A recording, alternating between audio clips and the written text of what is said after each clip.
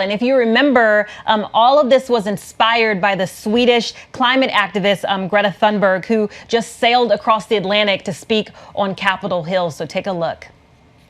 I am submitting this report as my testimony because I don't want you to listen to me.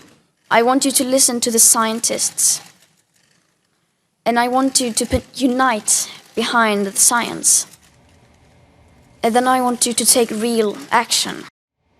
So calm, so powerful, and there are so many other young people that are making a difference. So right now we're going to go downtown right here in New York with our Zachary Quiche. Zachary, good to see you. What's the energy like there? Kimberly, good to see you as well. The energy is really starting to pick up here. You mentioned Greta and the incredible work that she's done. She is really the person that is credited for much of this movement that has been propped up on the backs of young people. Some 1 million youngsters joined her in May.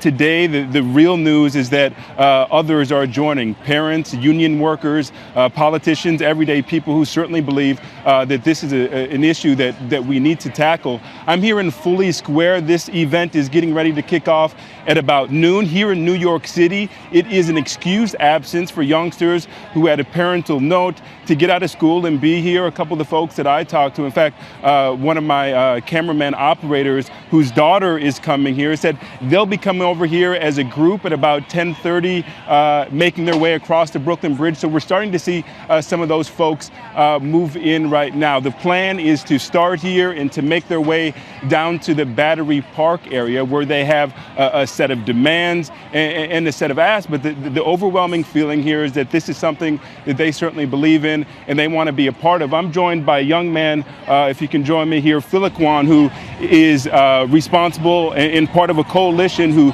organized this on a national level. And Feliquan, I got to ask you, what's the sense of what you see out here today, and what's the hope of what can come from this? Well, it's incredible. As you can see, there's already people gathering behind us, and the strike isn't even starting for another good, 30 minutes, 40 minutes. In Germany, they just reported that they had 1.4 million people already worldwide, so that's incredible. Every single big structural change in this country and globally has come only because of grassroots insurgents, the civil rights movement, the women's suffrage movement. That didn't happen because people sat around. They stood up for their rights and demanded it. So that's what's going on here and all over the globe. And so what I really hope is that this grassroots insurgency can crystallize into real, bold policy change, as bold as the crisis that we face. Environmental justice in particular has been a talking point for many of the Democratic presidential candidates. Mm-hmm.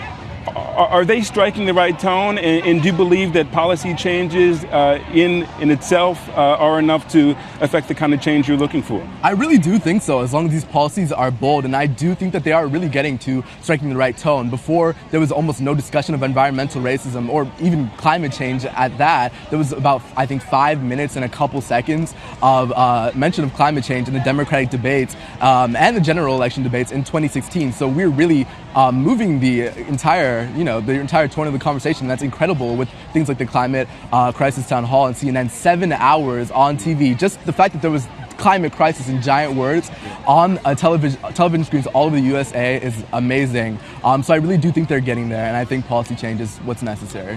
The narrative is changing. Some of these marginalized communities are being acknowledged for the first time. Many would say, you have a list of asks. This movement has a list of asks. What are those asks? So the big one is the Green New Deal. That's that 100% transition away from carbon emissions, so net zero emissions by 2030. There's regenerative agriculture, because we know that our agriculture can actually take in as much carbon as the entire transportation sector puts out. So we need to focus not only on limiting, but really taking carbon out in the ways that we can. There's respect of indigenous lands, because we have to go back to that environmental racism factor. We have to look at communities that we've already negatively impacted through this crisis and go back and give them the justice that they deserve. And then there's, I talked about regenerative agriculture. Sorry, I'm drawing a blank right now. There's the environmental justice aspect, which also covers that. And then, yeah, those are the big demands that we have. Beautiful. Thank you so much, Feliquan. I appreciate it. A lot of youngsters like Feliquan are out here today. I just spoke with a young woman from South Africa. This, in many ways, is an entree to the 3-day summit on climate action that the UN is holding here. And the young folks are excited about it. Kimberly, back to you. Thank you so much, Zachary. Yeah, so powerful. Feliquan, yeah, the children are the future. Hi, everyone. George Stephanopoulos here. Thanks for checking out the ABC News YouTube channel. If you'd like to get more videos, show highlights, and watch live event coverage, click on the right over here to subscribe to our channel. And don't forget to download the ABC News app for breaking news alerts. Thanks for watching.